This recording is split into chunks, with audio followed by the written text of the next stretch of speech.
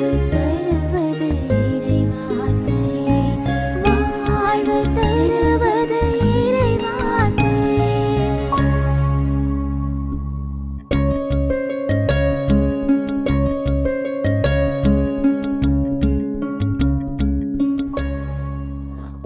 வாழும் மாதா தொலைக்காட்சியின் நண்பர்களே, உங்கள் அனைவரையும் வாழ்வு தரும் இறைவார்த்தை என்னும் இந்நிகழ்ச்சிக்கு வருக என்று தந்தையர்கள் நாங்கள் இருகரம் கூப்பி வரவேற்கின்றோம். அன்புமிக்கவர்களே, இன்று ஆண்டின் பொதுக்காலம் 17ஆம் ஞாயிறு. எல்லா முக்கிய நிகழ்வுகளிலும் எல்லா முக்கிய தெளிவுகளிலும் இயேசு இறைவேண்டல் புரிவதனை நற்செய்தியாளர்கள் மிக அழகாக பதிவு செய்திருக்கிறார்கள். இன்றைக்கு ஜெபத்திலே மிகப்பெரிய ஆர்வம் இருக்கிறது. ஆனாலும் ஜெப வாழ்க்கையிலே பெரிய தளர்ச்சி இருக்கிறது. குடும்ப ஜெபங்கள் காணாமல் போயிருக்கின்றன. இன்னும் தனிப்பட்ட ஜெபங்கள் என்பது இல்லாமலே இருக்கிறது. இறைவார்த்தையை வாசிப்பதோ ஜெபமாலை ஜெபிப்பதோ இன்றைக்கு காணாமல் போயிருக்கிறது. இன்றைய அவசர உலகத்திலே அதற்கெல்லாம் நமக்கு நேரமில்லை என்று நாம் பல நேரங்களிலே நினைக்கின்றோம். ஆனால் இன்னொரு கோணத்திலே அருங்குடை ஜெப கூட்டங்கள் இவற்றின் வாயிலாக ஜெபிப்பதில் ஆர்வம், நன்றாக குரல் எழுப்பி ஜெபிப்பது, பாடல் பாடி ஜெபிப்பது, ஆராதித்து ஜெபிப்பது, கைகளை உயர்த்தி ஜெபிப்பது, கைகளை தட்டி ஜெபிப்பது என்று பல ஆர்வமுள்ள குழுக்கள் இன்றைக்கு எழும்பியிருக்கின்றன. அது பாராட்டுக்குரிய ஒன்று. ஆனால் நாம் அனைவரும் நம் ஆண்டவர் இயேசுவை போல இயேசு கற்றுத்தந்த ஜெபத்தை நாம் ஜெபிக்கிறவர்களாக மாற வேண்டும் என்று இன்றைய இறைவார்த்தை அழைக்கிறது. இயேசுடைய ஜெப வாழ்வை பற்றி நற்செய்தி நூல்கள் பல இடங்களிலே குறிப்பிட்டாலும் லூக்கா நற்செய்தியாளர் ஒரு ஜெப நற்செய்தியாளர் என்பது நாம் ஏற்றுக்கொண்ட ஒன்று, தெளிவடைந்த ஒன்று. எங்களுக்கு ஜெபிக்க கற்றுத்தாரும் என்று சொல்லி ஏன் சீடர்கள் கேட்டார்கள்? ஒவ்வொரு யூதருக்கும் தெரியும் ஜெபம் என்பது எவ்வளவு முக்கியம் என்பது. அது இல்லாமல் ஒவ்வொரு நாளும் 3 முறை எருசலேமை நோக்கி அவர்கள் ஜெபித்திருப்பார்கள். உதாரணத்திற்கு திருப்பாடல் 55:17 படிக்கிறோம், காலை நண்பகல் மாலை வேளைகளில் நான் முறையிட்டு புலம்புகிறேன் என்று சொல்லப்பட்டிருக்கும். ஆக ஏன் அவர்கள் கேட்டு இருக்கலாம் என்றால், ஒருவேளை இயேசு அவங்கள பார்த்து நீங்க ஜெபிங்க அப்படின்னு சொல்லலை, தான் ஜெபம் செய்து காட்டுகின்றார். அந்த ஆண்டவரிடம் இருந்த அந்த ஈடுபாட்டை இவர்கள் பார்க்கிறார்கள். ஒருவேளை அந்த ஈடுபாட்டை தாங்களும் வளர்த்து கொள்ள வேண்டும் என்பதற்காக கேட்டார்களோ என்னவோ. ஆனால் இன்றைக்குரிய வாசகம் தெள்ள தெளிவாக இருக்கிறது. யோவான் தன்னுடைய சீடர்களுக்கு ஜெபத்தை கற்றுக் கொடுத்திருக்கிறார். அதை பார்த்தவர்கள் எங்களுக்கு கற்றுக்கொடும் என்று கேட்டிருக்கலாம். ஆக எப்படி இருந்தாலும் இயேசு தன்னுடைய ஜெபத்தின் வழியாக அந்த சீடர்களை சீடத்துவ வாழ்க்கைக்கு அழைக்கிறார். நம்ம இயேசு ஆண்டவருடைய வாழ்வை பார்க்கின்ற போது அந்த பணிவாழ்வை துவங்குவதற்கு முன்னால் 40 நாள் ஜெபம், ஒவ்வொரு முறை புதுமைகள் செய்கின்ற போதும் ஜெபம், ஒவ்வொரு முறை போதிக்கின்ற போதும் ஜெபித்து விட்டு தொடங்குகிறார். அவருடைய வாழ்வு இறுதியில் கூட சிலுவையில் தொங்குகின்ற போது கூட, தந்தையே இதோ உம்முடைய கரங்களில் என் ஆவியை ஒப்படைக்கிறேன் என்று சொல்லி ஜபத்தில் தான் முழுக்க முழுக்க முழுக்க தந்தையோடு ஒரு அற்புதமான உறவை கொண்டு வாழ்ந்தார் இயேசு. இந்த ஜபம் என்பது 3 நிலைகளில் இருக்கிறது. ஒன்று உறவு நிலை. அதெல்லாம் இன்னைக்கு பார்க்கிறோம். எடுத்தோடனே எங்களுக்கு வேண்ட கற்றுக்கொடுன்னு விண்ணகத்திலுள்ள எங்கள் தந்தையே அப்படின்னு சொல்லிட்டு ஒரு உறவு நிலையை ஏற்படுத்துகின்றார். அப்போ கடவுளிடம் நாமும் ஜெபிக்கும் போது ஒரு உறவு நிலை இருக்க வேண்டும். அந்த உறவு நிலை இயேசுவுக்கும் தந்தைக்கும் இருந்தது. அதே உறவு நிலை கடவுளுக்கும் நமக்கும் இருக்க வேண்டும். இரண்டாவது, ஜெபம் என்பது ஒரு போராட்டம். கெத்சமனி தோட்டத்தில் ஆண்டவரே தந்தையே உம்மால் கூடுமானால் இந்த துன்பக்கலம் என்னை விட்டு அகலட்டும் என்று சொல்லி ஜெபிக்கிறார். ஆனாலும் உம்முடைய சித்தம் என்னுடைய சித்தம் இல்லைன்னு சொல்லி அந்த போராட்ட வாழ்விலே அவருக்கு உறுதுணையாக இருந்தது ஜெபம். எனவே ஜெபம் என்பது ஒரு போராட்டம். மூன்றாவது, ஜெபம் என்பது ஒரு அனுபவம். அதிலே தான் ஆண்டவர் இயேசு தந்தையை கற்றுக்கொண்டார், தந்தையை அனுபவித்தார். அந்த அனுபவத்தான் இந்த நற்செய்தியிலே நமக்கு கடவுள் கற்றுத்தருகிறார். இயேசு எப்பொழுதெல்லாம் ஜெபித்திருக்கிறார், அவர் எப்பொழுதெல்லாம் ஜெபித்திருக்கிறார்? ஒரு உதாரணம், முக்கியமான நிகழ்வுகள். குறிப்பாக 6ஆம் அதிகாரத்திலே நாம் படிக்கின்றோம். இயேசு 12 பேரை தேர்ந்து கொள்ளும் பொழுது 12ஆம் வசனத்திலே 6:12 அந்நாள்களில் அவர் வேண்டுவதற்காக ஒரு மலைக்கு போனார். அது டெய்லி அஃபேர், தினமும் நடக்கிறது தான். அங்கு கடவுளிடம் வேண்டுவதில் இரவெல்லாம் செலவிட்டார். இந்த வார்த்தை வேறு எங்கும் இல்லை. ஏன் இரவெல்லாம்? ஒரு லாங்கர் விஜில் பிரேயர் மாதிரி இருக்குது. ஏன் கேட்டிங்கனாக்கா, விடிந்ததும் அவர் தம் சீடர்களை தேர்ந்து கொள்கிறார். அப்போ அதுக்காக அதே மாதிரி அவருடைய தோற்ற மாற்ற நிகழ்வு ஜெபித்து கொண்டிருக்கும் பொழுதுதான் நான் நடக்கிறது என்று பார்க்க. வேண்டுவதற்காகவே அவர்கள் மலைக்கு சென்றார்கள் என்று லூக்கா பதிவு செய்கிறார். அப்போ இந்த இடத்துல நான் எப்படி பார்க்கிறேன்னாக்கா, இயேசு முக்கியமான காரியங்களை செய்வதற்கு முன்னாலாம் ஜெபிக்கின்றார். இங்கும் ஒரு முக்கியமான காரியத்தை செய்கிறார். நமக்கு வேண்டிய முக்கியமான ஒன்றை எப்படி 12 திருத்தூதர் தனக்கு முக்கியம் என்று நினைத்தாரோ அதுபோல இவர்களெல்லாம் ஜெபிப்பதும் முக்கியம், ஜெபிப்பதற்கு இவர்கள் கற்றுக்கொள்வதும் முக்கியம். எனவே அவர் ஜெபித்து விட்டு வந்து நமக்கு ஜெபத்தை சொல்லித் தருகிறார். ஒரு முன்மாதிரியாகவும் பார்க்கலாம், இன்னொன்று இப்படியும் பார்க்கலாம். இந்த ஜெபத்தினுடைய முக்கியத்துவத்தை இயேசு உணர்ந்து நான் சொல்லிக் கொடுக்கிற ஜெபத்தை இவர்கள் நன்றாக புரிந்து கொண்டு இது அவருடைய ஜெப வாழ்வாக மாறுவதற்கு காரணமாக இருக்க வேண்டும் என்பதற்காக அந்த ஜெபித்ததையும் நான் பார்க்கின்றேன். அதாவது எத்தனையோ ஜெபங்கள் இருந்தாலும் இந்த கர்த்தர் கற்பித்த ஜெபம், அந்த சின்ன வயசுல படிக்கும் பொழுது விண் உலகில் இருக்கிற எங்கள் தந்தையை, நம்ம சொல்ல பரலோகத்தில் இருக்கிற எங்கள் பிதாவே அப்படின்னு சொல்லும் பொழுதே ஏதோ ஒரு நமக்கும் தந்தைக்கும் இருக்குமான உணர்வு. ஏன்னா இந்த தந்தையே என்ற வார்த்தையை ராமாயிக் மொழியில் அப்பா என்று சொல்லுவார்கள். அப்பா என்பது ஒன்று ஃபாதர்னு சொல்லலாம், டேடின்னு சொல்லலாம், அப்பான்னு சொல்லலாம், தந்தையேன்னு சொல்லலாம். ஆனால் தந்தையேன்றப்ப அது கொஞ்சம் ஒரு டிஸ்டன்ஸாக இருக்கும், நமக்கு அந்த தொடர்பு பெருசாக இருக்க மாதிரி தெரியாது. ஆனால் அப்பா அப்படின்றப்ப அதனுடைய உறவு ரொம்ப ரொம்ப அந்நியமாக இருக்கும். அந்த நெருக்கத்தை அவர் காட்டுகின்றார். தான் முதல் பத்தியிலேயே அந்த நெருக்கத்தை. இதில் மொத்தம் 5 விண்ணப்பங்கள். 2 விண்ணப்பங்கள் கடவுளை பற்றியது அல்லது கடவுளோடு இருக்கின்ற உறவு. மற்ற 3 விண்ணப்பங்கள் நம்முடைய தேவைகளை பற்றியது. இந்த 3 விண்ணப்பங்களும் பன்மையில் அமைந்திருக்கின்றன. ஆனால் மத்தேயு நற்செய்தியாளர் இன்னும் 2 விண்ணப்பங்களை சேர்த்து 7 விண்ணப்பங்களாக கொடுப்பார். ஆனால் லூக்கா நற்செய்தியாளர் இந்த 5 விண்ணப்பங்களை கொடுப்பார். 2 கடவுளுக்கு, 3 மனிதர்களாக நம்முடைய தேவைகளை நிறைவேற்றுவதாக கொடுப்பார். அந்த முதல் பத்தியிலேயே அவர் சொல்லுகின்ற அருமையான வார்த்தை, இந்த தந்தையே அப்பா என்ற வார்த்தையை புரிந்து கொண்டோம் என்றால் அது கடவுளுக்கும் நமக்கும் இருக்கின்ற நெருக்கமான உறவு இந்த ஜெபத்திலே புலப்படும். மற்ற நாம் ஜெபிக்கக்கூடிய, நீ 1 மணி நேரம் ஜெபம் நடத்தினாலும் சரி, இரவெல்லாம் கண்விழித்து ஜெபித்தாலும் சரி, அத்தனை ஜெபங்களையும் நாம் சுருக்கிவிடக்கூடிய ஜெபம் இது. அதனால தான் நம்முடைய திருப்பலியிலே இதை நாம் அறிமுகம் செய்கிறார். ஒவ்வொரு முறையும் குருவானவர் அறிமுகம் செய்யும் பொழுது அந்த இடத்துல நம்ம நிறைய கிரியேட்டிவிட்டியாக நம்ம மாற்றி கொள்கிறோம், அன்றைய சிந்தனையை கொண்டு வந்து திணித்து விடுகிறோம். ஆனால் திரு அவை சொல்ல விரும்புகிற வார்த்தைகள் 3 அருமையான வார்த்தைகள். மீட்பரின் கட்டளையால் கற்பிக்கப்பட்டு, அருமையான வார்த்தை. மீட்பர் இயேசு, அவர் கட்டளை, அவர் சொல்றார், நீங்கள் வேண்டும் பொழுது இவ்வாறு சொல்லுங்கள். ஒரு கட்டளையா சொல்றார். இதை விட வேற ஜெபமே இருக்க முடியாது. இட் இஸ் சோ காம்ப்ரஹென்சிவ், இது எல்லாவற்றையும் உள்வாங்கி இருக்கிறது.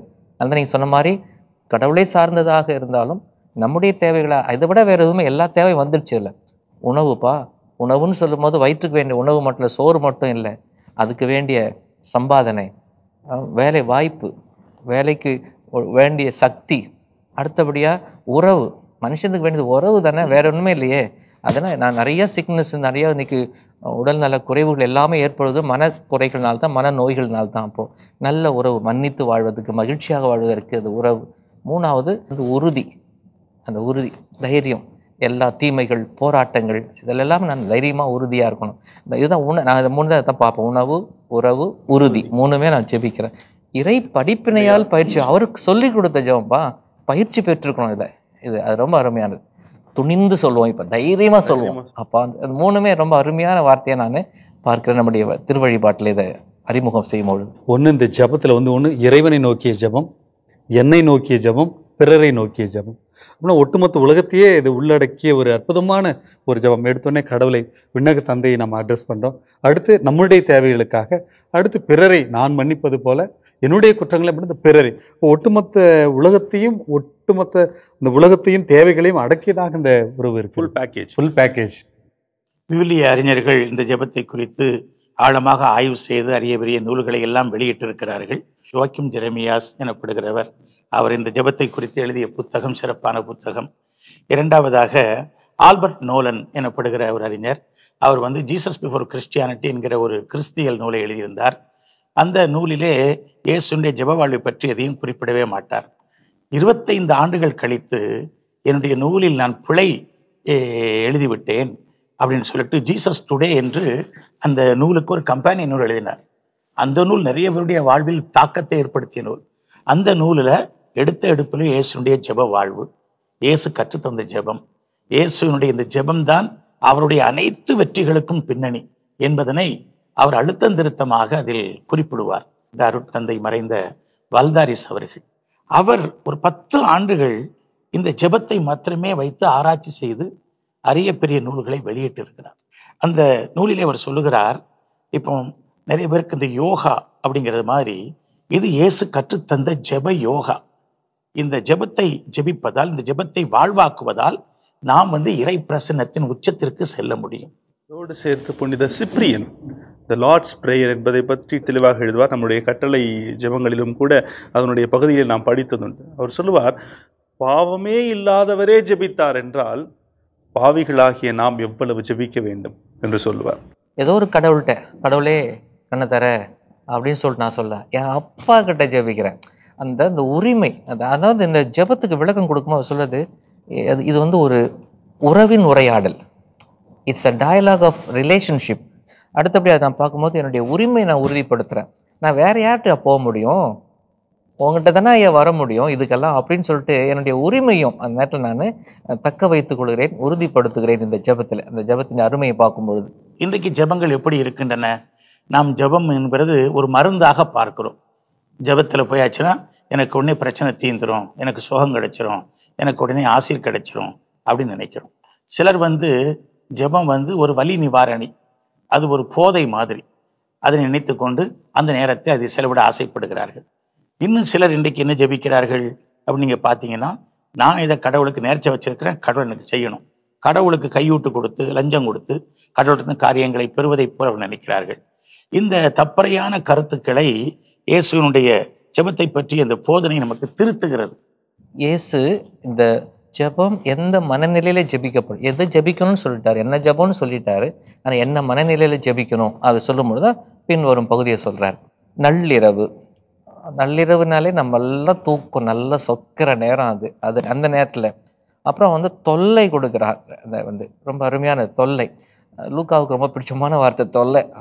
சில பேர் தொல்லைக்கார மனுஷன் சொல்ற மாதிரி லூக்கா அப்படிதான் நினைக்கிறேன். இங்கே 2 முறை மூன்று முறை தொல்லை சொல்ற. இங்க அது இல்லாம அவர் இன்னொரு ஊமை நமக்கு 18ஆம் அதிகாரத்துல அந்த நேர்மையற்ற நடுவரும் கைம்பெண்ணும் சொல்லிட்டு அந்த கைம்பெண் போய் கேட்டே இருப்பான். அவன் கடைசியை எப்படி சரண்டர் ஆகிறான் பாத்தீங்கன்னாக்கா, அங்க அவர் இப்படி சொல்றாராம், நான் கடவுளுக்கும் அஞ்சுவதில்லை, எனக்கு கடவுளுக்கே பயப்படுறது கிடையாது, எந்த மனுஷனுக்கும் நான் பயப்படுறது கிடையாது, இருந்தாலும் இந்த பொம்பளை கொடுக்குற தொல்லை தாங்க முடியலப்பா, அதுக்காக வேண்டியா நான் ஒரு ஜட்ஜ்மெண்ட்டு ஒரு தீர்ப்பு அவள் சார்பாக கொடுத்துருவேன் அப்படின்னு சொல்றார். தொல்லைக்கு இருக்கிற சக்தி இதை பயன்படுத்தி லூக்கா இயேசுடைய இந்த ஓமையை அழகாக நமக்கு படம் பிடித்து பதிவு செய்து தருகின்றார். கடவுளை தொல்லை கொடுக்கறது ஜெபம் தான் என்னை பொறுத்த வரைக்கும். சில நேரங்கள் உரிமையா ஏன்னா உரிமையா தந்தை என்னுடைய அப்பாட்ட தான். இப்ப நம்ம வீட்டுல போய் நம்ம உரிமையா இருக்கிற வீட்டுல போய் கதை தட்டி நம்ம சாப்பாடு இருக்க அம்மா இருக்கிறப்ப அம்மா சாப்பாடு போடுமா பசிக்குமா, 12 மணி ஆனாலும் அம்மா எந்திரிச்சு உப்புமாவோ ஏதாவது கிளறி கொடுப்பாங்க. ஆக அந்த உரிமையோட தான் நான் அப்பாட்ட கேட்க முடியும். அதனால ஆண்டவரிடம் தொல்லை கொடுப்பதே ஜெபம் தான். ஒரு ஆன்மீக அரசியர் சொல்லுவார், waste your time for the sake of Jesus you will not be disappointed. ஆண்டவருடைய சன்னிதானத்துக்கு முன்பாக உன்னுடைய நேரத்தை விரயமாக்குங்கள், நீங்கள் நிச்சயமாக சோர்வடைய மாட்டீர்கள் என்று சொல்லுவார். ஆக அதன் அடிப்படையில் இது பார்க்கும் பொழுது தொடர்ந்து நான் தட்டி கொண்டே இருக்க வேண்டும், தொடர்ந்து நான் கேட்டுக்கொண்டே இருக்க வேண்டும். ஏன் அவர் கொடுக்குற நிச்சயமாக கொடுப்பார். அவர் கொடுக்க காலம் தாழ்த்துகிறார் என்றால் ஒன்று என்னுடைய நம்பிக்கை பலவீனமாக இருக்கிறது என்ற அர்த்தம், இல்லைன்னா என்னுடைய ஜெபத்தில் இன்னும் அதிகமாக ஆழமான நம்பிக்கை இருக்க வேண்டும் என்ற அர்த்தம். ஒவ்வொரு முறை ஜெபிக்கும் பொழுதும் ஆண்டவர் 3 வகையான பதிலை தருவது உண்டு. ஒன்று கொடுக்கிறேன், எஸ் என்ற பதில். இன்னொன்று வெயிட் ஃபார் சம் டைம், கொஞ்ச நேரம் காத்திரு என்று சொல்லுவார். மூன்றாவது I have a better plan for you. ஆனால் ஒரு முறை கூட அவருடைய வாயிலிருந்து இல்லை என்ற வார்த்தை வராது. இந்த உறுதிப்பாடு இருந்தாலே போதும், நான் ஆண்டவரை தொல்லை கொடுத்துட்டே இருப்பேன். இந்த C.S. லூயிஸ் என்ற ஒரு பெரிய அறிஞர் அவர் அழகாக ஒரு இடத்துல சொல்லுவார், நான் விண்ணகம் போன பிற்பாடு என்னுடைய நித்தியத்தை, எட்டர்னிட்டியை எல்லாவற்றையும் எதுக்கு செலவிடனாக்கா, கடவுளுக்கு நன்றி சொல்றதுக்காக. என்ன நன்றி சொல்லணும்னாக்கா, நான் கேட்டதெல்லாம் நீ கொடுக்கல, அதுக்காக நன்றின்னு சொல்லுவேன். ஏன்னா அவ்வளவு நல்ல காரியத்தை எனக்கு செய்திருக்காரு கடவுள். நான் கேட்டதெல்லாம் கொடுத்துருந்தா நான் அழிஞ்சு போயிருப்பேன் அப்பயே. உமது திருவுளத்திற்கு ஏற்ப உங்களுடைய திரு அவைக்கு. அப்போ இந்த ஜெப மனப்பான்மையில நமக்கு சொல்லிக் கொடுக்குதா.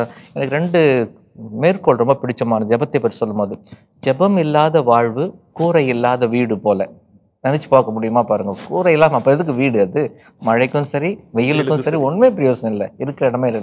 அப்போ ஜெபம் இல்லாத வாழ்வு கூரை இல்லாத வீடு. அதே மாதிரி இந்த தொடர் விடா நம்பிக்கை இல்லாத ஜெபம் எண்ணெய் இல்லாத விளக்கு.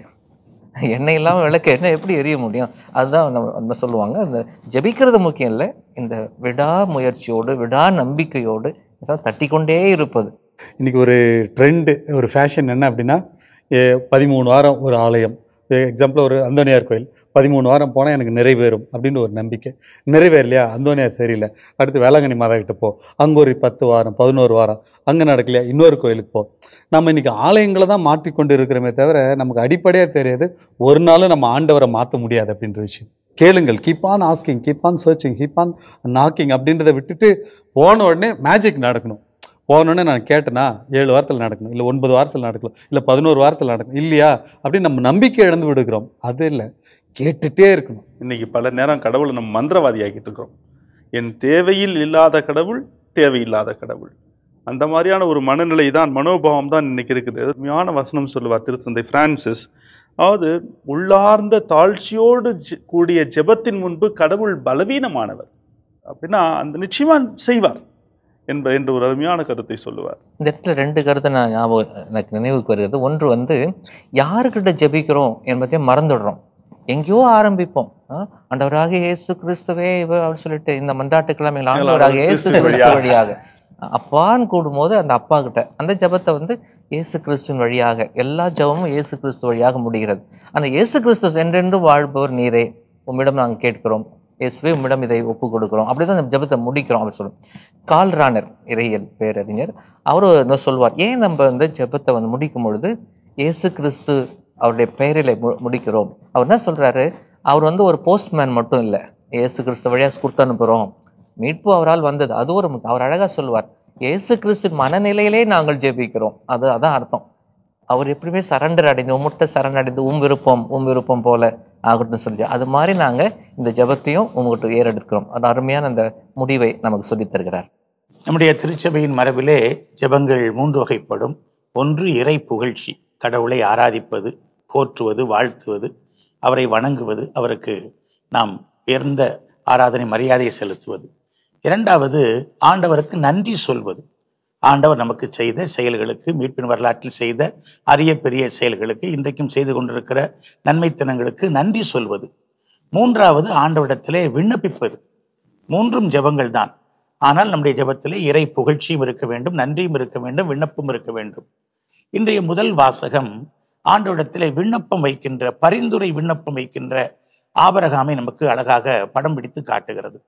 ஆபிரகாம் நம்முடைய விசுவாசத்தின் தந்தை. அவர் நமக்கு ஜெபத்திற்கு மிகச்சிறந்த எடுத்துக்காட்டாக இருக்கிறார். ஆண்டவரோடு பேரம் பேசுகிறார். நம்முடைய விசுவாசத்தின் தந்தை என்று சொல்லுகிற ஆபிரகாமுடைய பல பெருமைகள் இருக்கின்றன. அது உதாரணமாக லோத்து அவரோடு கூட பேசும்போது அவருடைய உறவில் கூட பார்க்குறோம். ஏன் அவர் விசுவாசத்தின் தந்தை, ஏதோ ஒன்று நம்பினார் என்றதுக்காக மட்டும் இல்லை, நம்ப இந்த வாழ்வாக்குனார். வாழ்வே ஒரு மேல்வரி சட்டம் நமக்கு. அவர்கிட்ட லோத்துக்கிட்ட சொல்லுவார்ல, எப்பா உங்கள் ஆட்களுக்கு எங்கள் ஆட்களுக்கு அடிக்கடி சண்டை வருதுப்பா, சண்டை வேணாம்ப்பா. அதுதான் விசுவாசத்தின் தந்தை. வெறுமே ஜபம் பண்ணுறது, நம்புகிறேன் விசுவாசிக்கிறேன்னு சொல்றது மட்டும் இல்லை, நல்லா சமாதானமாக இருப்போமே. உனக்கு வடக்கு வேணா எடுத்துக்கோ, நான் தெற்கு எடுத்துக்கிறேன், நீ வலது வேணா எடுத்துக்கோ, நான் இடதை எடுத்துக்கிறேன். அந்த வளைந்து நெளிந்து அட்ஜஸ்ட் பண்ணி, அதுதான் நம்பிக்கை வாழ்வு, நம்பிக்கையின் தந்தைன்னு சொல். அந்த மாதிரி இன்னொரு இடங்களை பார்க்குறது இந்த கரிசனை, அக்கறை. இது கடவுளை சோதிக்கிற ஜெபம் அல்ல, கடவுளோட உரிமையாக கேட்குற ஒரு ஜெபமாக பார்க்குறோம். நீங்கள் அவங்க அழிக்க போகிறீங்கன்னு சொல்கிறீங்களே, நல்லவங்க ஒரு வேலை இருந்தா, ஆனால் ஆண்டவருக்கு தெரியாத நல்லவங்க அங்கே இருக்க போகிறாங்க, ஆண்டவருக்கு தெரியாத கெட்டவங்க அங்கே இருக்க போகிறாங்க. இருந்தாலும் அவருடைய அந்த கரிசனை, அக்கறை, அடுத்தருடைய நலனை பற்றிய இதுதான் நம்ம பரிந்துரை ஜெபம் அப்படின்னு சொல்கிறோம். அப்போ நம்ம ஜெபிக்கும் பொழுது நமக்காக மட்டும் ஜெபிக்காமல் பிறருக்காகவும் நாம் ஜெபிக்கின்ற அந்த ஒரு மனநிலையை நாம் அங்கே பார்க்கின்றோம். அதாவது ஆண்டவர் அந்த நகரத்தை அழிக்க போறான்றது ஆபிரகாம்கிட்ட சொல்றாரு பாருங்க. ஏன்னா அதுக்கு முன்னாடி இருக்கிற வசனம் இன்னைக்கு வாசகத்தில் வரலைனாலும் 17ஆம் வசனம், அப்பொழுது ஆண்டவர் நான் செய்யவிருப்பதை ஆபிரகாமிடமிருந்து மறைப்பேனா அப்படின்னு கேட்குறாரு. அதாவது ஆபிரகாமுக்கு ஆண்டவருக்கும் இருந்த நெருங்கிய உறவு, அந்த நெருங்கிய உறவினுடைய அடையாளம் தான் தன்னுடைய திட்டத்தை வெளிப்படுத்துகிறார். நீங்கள் நல்லா சொன்னீங்க, பேரம் பேசுறாரு, நல்ல வார்த்தை தான் அது. நான் பேரம் எத்தனை முறை பேரம் பேசுறாரு பார்த்தா 6 முறை பேரம் பேசுறாரு. 50, 45, 40, 30, 20, 10. ஆனால் அது முடிஞ்ச உடனே இன்னைக்கு வாசகத்தில் வரல, அவர் பேசி முடித்த பிறகு ஆண்டவர் சென்று விட்டார் அப்படின்னு வருது. ஒருவேளை இருந்திருந்தாருன்னா இன்னும் கொஞ்சம் குறைச்சி கேட்டிருந்தா ஆண்டவர் நிச்சயமா செஞ்சிருப்பார். எனக்கும் அந்த இடத்துல அந்த சிந்தனை எப்பவுமே வரும். ஏன் ஆபிரகாமை 10ஓட நிப்பாட்டிட்டீங்க? ஒண்ணு கேட்டிருந்தாங்கன்னா கண்டிப்பா அந்த ஊருக்காரங்க அழிச்சிருக்க மாட்டார் ஆண்டவர். அவர் இரக்கம் மிக்கவர். அந்த ஊர் பாவம் பெரிய பாவம். இதுல பாருங்களேன், ஆபிரகாம் ஒரு நல்லதுக்காக போய் கேட்கல, கெட்டதுக்காக போய் ஆண்டவரை கேட்கிறாரு. ஆண்டவரே இந்த ஊரை அழிக்க வேண்டாம் அப்படிங்கிறார். அந்த ஊருக்காரங்க அவ்வளோ மோசமானவங்க, அவ்வளோ பாவிங்க. நாம என்ன சொல்லுவோம், ஆண்டவரே போட்டு தள்ளிருங்க ஆண்டவரே, வேண்டாம் அப்படின்னு நம்ம ரெக்கமெண்டேஷன் பண்ணுவோம். ஆபிரகாமுடைய அந்த பரிந்துரையை பாருங்க, நம்மை ஆச்சரியப்பட வைக்கிறது. இல்லை, அந்த சொல்ற வார்த்தைகள் கூட அவர் சொல்ற அடியேனே ஒரு முறை பேசிவிடும், என்கிட்ட கோபப்படாதீங்க. அதாவது நைஸா பேசுறது அப்ரஹாம் அருமையா பேசுவார். உடனே போயிட்டு ஆண்டவரே 50 பேர் இருந்தா அப்படின்னு கேட்கல, ஆண்டவரே 45 பேர் இருந்தா, 50 45 சொல்லல, அந்த 50ல் 5 குறைவாக இருந்தால் அப்படின்றார். ஆண்டவரே இன்னும் அடியேனை பேசவிடும், உங்க முன்னாடி எனக்கு தைரியம் வந்துருச்சு பேசுறதுக்கு. ஆக இந்த ஆபிரகாம் நமக்கு கற்றுத்தருகின்ற படிப்பினை என்னவென்றால், துணிவு மற்றும் நம்பிக்கையோடு ஆண்டவர் முன் நிற்கின்ற பண்பு. அது நமக்கு துணிவோட நான் ஆண்டவர்கிட்ட கேட்கறது, தைரியத்தோட கேட்கறது, அதே போல உரிமையோட கேட்கறது, பிறருக்காக பரிந்து பேசுகின்ற ஜெபம், அதே கூட விடாமுயற்சியோடு கூடிய ஜெபம். விடல, ஒரு 5 பேர் இருந்தாலும் கண்டிப்பாக இன்னும் கொஞ்சம் இறங்கி வந்து ஆண்டவர் நிச்சயமா சரின்னு தான் சொல்லியிருப்பார். எவ்வளோ அழகா, தூசியும் சாம்பலுமான நான் தலைவரோடு பேச துணிந்து விட்டேன். எவ்வளோ அருமையான வார்த்தை. அந்த உரிமை இருக்குது. ஆண்டவரே உங்ககிட்ட கேட்டால் எனக்கு நடக்கும். அப்படி திரும்ப அப்படியே குறைஞ்சிட்டே வரும்போது பார்க்குறேன், நான் இன்னும் பேச வேண்டும், நீங்கள் கோச்சிக்க வேண்டாம், சினமடைய வேண்டாம் அப்படின்னு சொல்லி ஆண்டவர்கிட்ட அப்படியே கூலா அடுத்த மாதிரி சொல்கிறேன், என் தலைவரே உம்மோடு அடியேன் பேச துணிந்து விட்டேன், ஒருவேளை இங்கே 10 பேரே இருந்தா அப்படின்னு சொல்லிட்டு ஒவ்வொரு முறையும் தாழ்ச்சியோடு, இந்த தாழ்ச்சி இருக்கிறது, உரிமை இருக்கிறது, நம்பிக்கை இருக்கிறது. இந்த நம்பிக்கையோடு அவருக்காக ஜெபிக்கல, எங்கேயோ யாரோ இருக்கிறாங்க, லோத்து மட்டும்தான் அவருக்கு தெரிஞ்ச ஒரு சகோதரன், அவரை தவிர அவர் யாரும் தெரிஞ்சிருக்கு, எங்கேயோ தெரியாத ஒரு இனத்திற்காக ஆண்டவரிடம் பரிந்து பேசுகிறாருன்னா அதுதாங்க ஜெபம். இந்த வேண்டுதல்லே நீங்கள் குறிப்பிட்ட அந்த மிக முக்கியமான தூசியும் சாம்பலுமான நம்முடைய விபூதி புதன், திருநீர் புதன் எல்லாம் சொல்லுது. அதில் இந்த கருத்தும் வருகிறது. நாம் எல்லோரும் இந்த தூசிக்கு, இந்த சாம்பலுக்கு, சாம்பல்ன்ற வார்த்தை அதிகமாக பயன்படுத்தப்படுவது இந்த இடத்திலும் யூதித் புத்தகத்திலும் என்று பார்க்கின்றோம். ஆபிரகாம் கடவுளுக்கு முன்னாடி நிற்கும் போது, இது என்னுடைய உரிமையாக நான் கேட்கல, ஆனால் நீங்கள் ஒரு பிச்சையாக கொடுக்கணும். அந்த ஒரு ஜபம், நீ சொன்ன உரிமை, விடாமுயற்சி இதெல்லாம் இருந்தால் கூட தனக்கு தகுதி இல்லை இதை பெறுவதற்கு, இருந்தாலும் உம்முடைய பேர் இறக்கத்தில் இதை கொடுக்கணும். அப்புறம் இந்த 10ன்னு சொல்லும் போது அவரே சொல்லிடுறாரு, கடைசியாக ஒரே ஒரு முறை நான் கேட்குறேன் அப்படின்னு சொல்லிட்டு அவரே நிறுத்திக்கிறார் 10ஓட. இதை நான் நினைக்கிறேன், இந்த விவிலியத்தில் சொல்ல வர கடவுள் இறங்கி வர்றதுக்கு எல்லாம் தயாராகிட்டார். அதுக்கப்புறம் அவங்க சொல்லணும்னா சொல்லிகிட்டே போகலாம், அதை சொல்லிடலாம். ஒருவேளை 1ன்னு சொல்லியிருந்தாக்கா அதை தான் சொல்கிறதுக்கு என் ஆண்டவர் இயேசு வரணும், புதிய ஏற்பாடு தேவைப்படுது. அங்கே சொல்லுவார் 99 பத்திரமா இருந்தாலும் பரவாயில்ல, 1 அதை சொல்கிறதுக்கு என் ஆண்டவர் இயேசு வரணும். அதுக்காக தான் நம்ம காத்திருக்கோம், அங்கே நிறுத்திடுறோம். இங்கே 10ன்னு சொல்லார், 1 தான் சொல்லார் நம்ம ஆண்டவர் இயேசு. அது நிறைவாகுது, இயேசுவிலே பார்க்கிறோம். இந்த கட்டத்தில் இந்த யோனா இறைவாக்கினர் ஞாபகம் வருது. யோனா இறைவாக்கினர் நினைவே மக்கள் மனம் திரும்பக்கூடாது என்று விரும்பி அங்கிருந்து தப்பிச்சு ஓடினாரு. விருப்பம் இல்லாமல் அங்கே தப்பிச்சு வந்தவர் இங்கே போதிச்சாரு. அவங்க மனம் மாறிட்டாங்க, ஊருக்கு வெளியே போய் உட்காந்துட்டு முணங்குறாரு, கோச்சிக்கிறார் கடவுள் மேலே. அப்போ தான் சொல்கிறார், கடவுள் சொல்லுவார் இல்லையா, நான் இங்கே இருக்கிற மக்களை, வலது எது இடது என்று தெரியாமல் இருக்கிற மக்களை எல்லாம் நான் அழிக்கின்ற கடவுள் அல்ல. அதே தான் மத்திய 18 சொல்ல, சின்னம் சிறிய ஒருவர் கூட அழிவுறுவது கடவுளுடைய விருப்பம் அல்ல. அது தெளிவாக இருக்குது. அதனால் இந்த கடவுளுடைய அந்த இரக்கம் கனிந்து கனிந்து அப்படியே குறைந்து குறைந்து அப்படியே வெளிப்பட்டு வந்து கொண்டே இருப்பதை பார்க்கணும். நம்பர் குறையுது, இரக்கம் பெருகுது, அதை பார்க்குறோம். அதையும் பார்க்க முடியுது. இன்னொரு அதை நம்பிக்கை வச்சு தான் நம்ம இந்த பரிந்துரை மன்றாட்டு, இந்த பரிந்துரை மன்றாட்டுன்னு சொல்லும்போது நம்முடைய நம்பிக்கையாளர் மன்றாட்டு கூட நம்ம எப்படி நம்ம இந்த ஞாயிற்றுக்கிழமையில் சொல்கிறோம் அப்படி ஜபம், அதை ஒரு வாடிக்கையாக எடுத்துக்கொள்ளாமல், நான் யாருக்கெல்லாம் நம்ம நினைத்து ஜபிக்கிறோமோ நம்முடைய ஜபத்தில் இப்போலாம் அதெல்லாம் அடிக்கடி சொல்கிறோம், எங்களுக்காக ஜெபிப்பவர்கள், எங்களுடைய ஜபத்தை கேட்டிருப்பவர்கள், இப்போலாம் நம்ம ஜபிக்கிறோம். இந்த மாதிரி ஜபத்தை இன்னும் பரவலாக்கி எல்லோரையும் அதில் இணைத்துக்கொள்வது இன்னும் சிறப்பான ஜபமாக அமையும். ஆகவே தான் ஞாயிற்றுக்கிழமைகளில் நம்முடைய மன்றாட்டுகளில் திருச்சபைக்காக, நாட்டுக்காக, பங்குக்காக, நோயுற்றவர்களுக்காக, இளைஞர்களுக்காக, குழந்தைகளுக்காக, இன்னும் தேவைகளுக்காக என்று சொல்லி நாம் பல்வேறு மன்றாட்டுக்களை அங்கே வைக்கின்றோம். நம்முடைய மன்றாட்டுகள் நமக்காக மட்டுமல்லாமல் பிறருக்காக இருப்பது மிகச்சிறப்பாக ஒன்று. இந்த பகுதியைத்தான் நமக்கு சுட்டி காட்டுகிறது. ஆபிரகாம்கிட்ட கடவுள் கேட்கிறார், இந்த மாதிரி இந்த ஊர் அழிக்கலாம் அப்படின்னு சொல்லிட்டு. ஆமாண்டவரே, நானும் கேள்விப்பட்டேன், ரொம்ப மோசமான ஒரு ஆண்டவரே, போட்டு தள்ளிருங்க ஆண்டவரே அப்படின்னு அவர் சொல்லலை. ஆனால் அவங்களுக்காக அவர் மன்றாடுகிறார். எல்லாருமே மனம் திரும்ப முடியும், மாற முடியும். யார் மீது நம்ம நம்பிக்கை இழக்க தேவையில்லை. எந்த ஒரு நிகழ்ச்சியிலும் நாம் சோர்ந்து பின்வாங்க தேவையே இல்லை. நாம் நிச்சயமாக மன்றாட முடியும். இன்றைய 2ஆம் வாசகம் கூட இந்த கருத்தை தான் நமக்கு எடுத்து சொல்லித் தருகிறது. கடவுள் நம் குற்றங்கள் அனைத்தையும் மன்னித்தருளினார். நமக்கு எதிரான ஒப்பந்த விதிகள் கொண்ட பல கடன் பத்திரத்தை அவர் அழித்து விட்டார், சிலுவையில் வைத்து ஆணி அடித்து அறவே ஒழித்து விட்டார் என்று பவுலடியார் கொலோசியருக்கு எழுதிய திருமுகத்தில் ரொம்ப அழகாக நமக்கு சொல்லித் தருகிறார். ஜெபத்திற்கு பலன் கிடைக்கிறது, பாவங்களுக்கு மன்னிப்பு கிடைக்கிறது.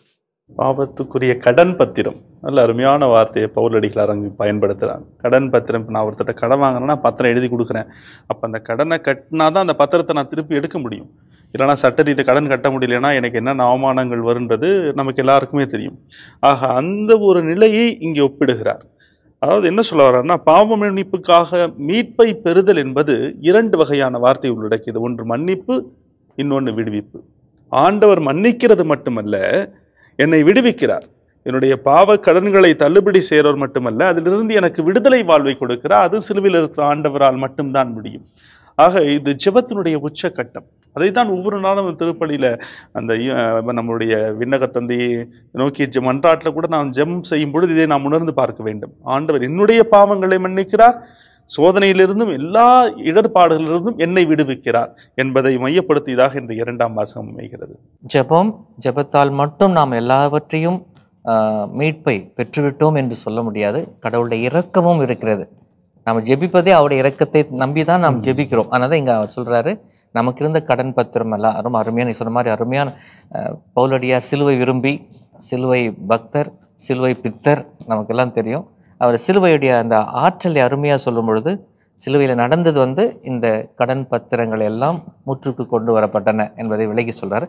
அடுத்த வசனம் நம்ம இன்னைக்கு படிக்காத வசனம், அதை தொடர்ச்சியாக படிக்கும் போது இயேசுவே ஊர்வலமாக இழுத்து செல்லப்பட்டார். ஆனால் அவர் பவுலடியார் அதை அழகாக மாற்றி சொல்லுவார்.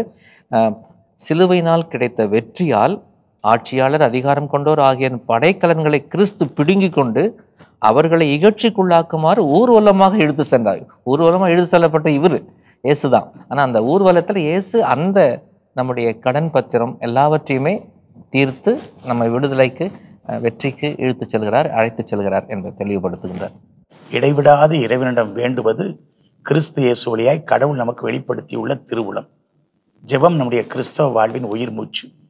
கூடி ஜெபித்தால் கோடி நன்மை. 2 3 கூடி ஜெபித்தால் இறைவனுடைய உடனிருப்பு நம்மிடத்திலே இருக்கிறது. இந்த ஜெப வாழ்வை நாம் மீட்டெடுக்க வேண்டும். இந்த ஜெப வாழ்விலே நாம் விழுந்து கிடக்கின்றோம். கோயிலுக்கு ஒரு 100 ரூபா டொனேஷன் கொடுங்க அப்படின்னா கொடுத்து விடுவது எளிதாக இருக்கிறது.